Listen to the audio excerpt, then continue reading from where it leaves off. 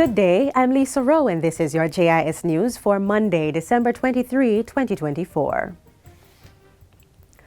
Residents of Orangefield in St. Catherine have joined the ranks of those with access to potable water following the commissioning of a pipe in their community on Friday. The $10.8 million project is part of the larger Jericho Water Improvement System. Spearheaded by the National Water Commission, the project is set to benefit over 220 households, of which only 20% are now in the NWC database. Acknowledging that the issue of little to no water in the past would have discouraged regularization, the minister with responsibility for water, along with the NWC president, say this should no longer be the case.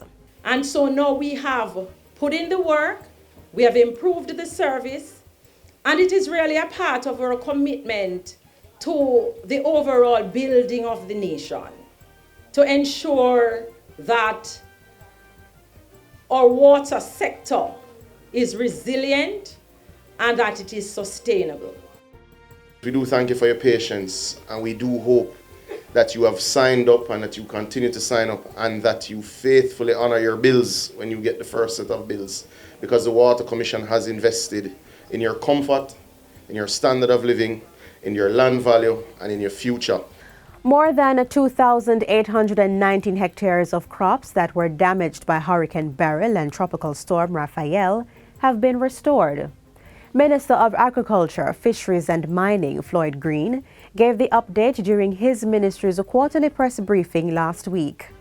He revealed that approximately $182 million was spent procuring almost 28,000 units of assorted seeds, which were distributed to farmers across Manchester, Clarendon, St. Elizabeth, Westmoreland, Trelawney, St. Catherine and St. Anne. Focus was placed on crops such as cabbage, lettuce, sweet pepper, watermelon, tomato and others.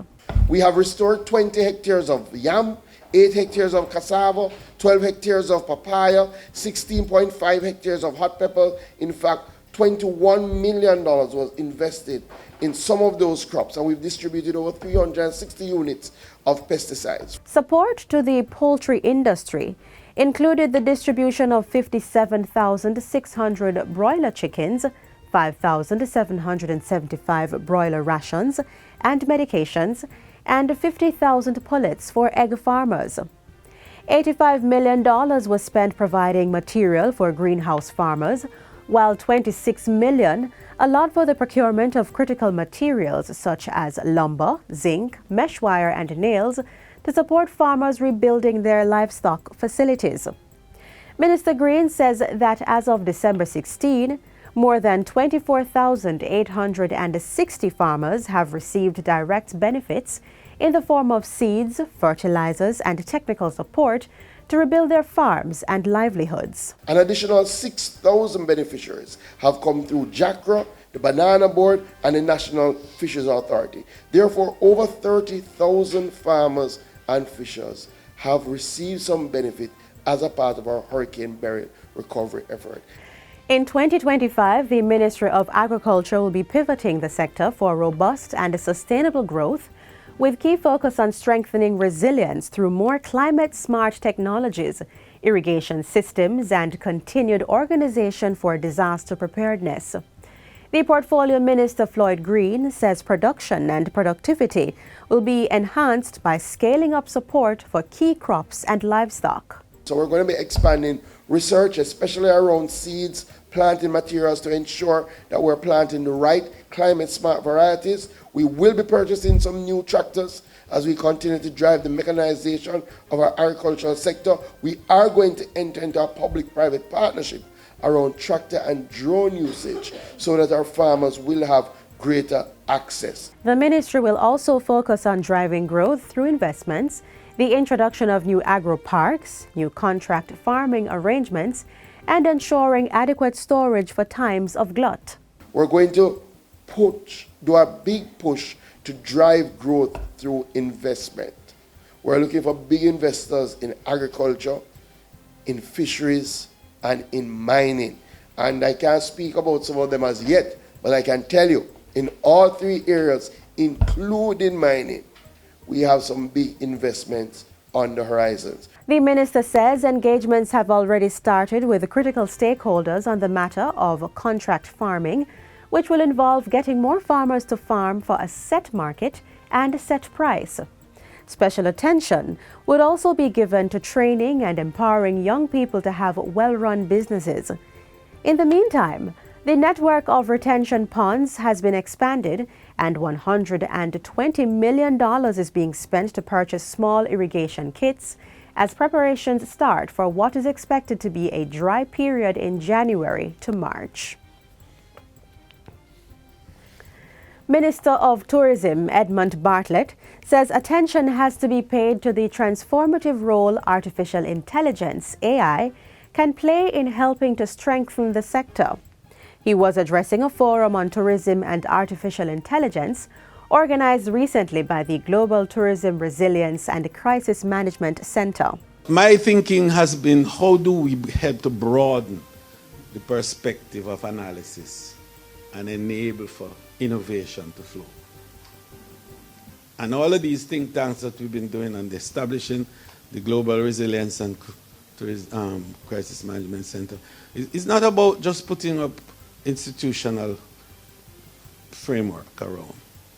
It's to provide opportunities for new and exciting knowledge, engagements, and information to flow, and ideas to be generated, and more importantly, to be converted into material goods and services with a value and a price.